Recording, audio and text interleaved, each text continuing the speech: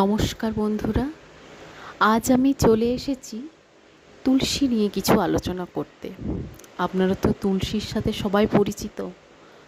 তুলসী একটি চিরহরিৎ ঝোপজাতীয় উদ্ভিদ। ঘন শাখা পোশাখা সহ এই গাছ 2 থেকে 3 ফুট পর্যন্ত উঁচু হয়।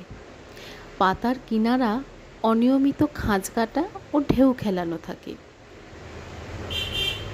গাছের কাণ্ড কাঠের মতো শক্ত হয়। আমাদের দেশে রাম তুলসী, কৃষ্ণ তুলসী ও বাবুই তুলসী নামে বিভিন্ন প্রকার তুলসী দেখা যায়। ব্যবহারের অংশ: বীজ, পাতা, শিকড় ও রস ব্যবহার করা হয় তুলসী গাছের। কোন কোন অংশ কিভাবে ব্যবহার করা হয় তা জেনে নিন। প্রতিদিন 1 চামচ পরিমাণ তুলসী পাতার রস সকালে খেলে ম্যালেরিয়া আক্রমণে বিশেষ ক্ষতি করতে পারে না।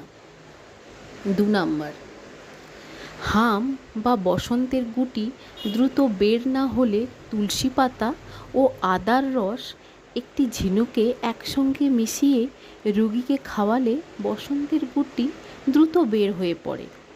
3, শিশুদের সর্দি কাশি হলে 1-2 চামচ তুলসী পাতার রস 10 ফোঁটা মধুর সঙ্গে মিশিয়ে খাওয়ালে বিশেষ উপকার পাওয়া যায়। 4, কান কটকট করলে তুলসী পাতার রস ড্রপারের সাহায্যে কানে ফোঁটা ফোঁটা করে দিলে কানের যন্ত্রণা ভালো হয়ে যায়। 5, নাকের সমস্যায় আদা, তুলসী পাতা ও বাকসক পাতা পরিমাণে নিয়ে বেটে একটি ন্যাকড়ায় জড়িয়ে বারবার ঘ্রাণ নিলে নাকের সমস্যা ভালো হয়ে যায়। 6, দাঁত হলে প্রথম দাঁত ভালোভাবে চুলকিয়ে তুলসী পাতার রস ও লেবুর রস একসাথে মিশিয়ে দাঁতস্থানে মাখলে উপকার পাওয়া যায়। 7,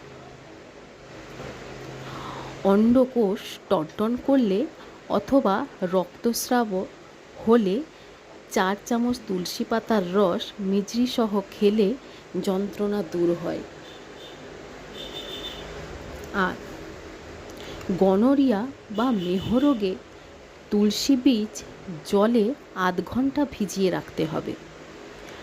ওই জল 2 চামচ পরিমাণ মিছরি সহ প্রতিদিন সকালে খেলে মেহজনিত জ্বালা যন্ত্রণা দূর হবে। এই হলো আজকে আমার টিপস। এইভাবে আপনারা তুলসী গাছ কীভাবে ব্যবহার করে তা জেনে নিলেন।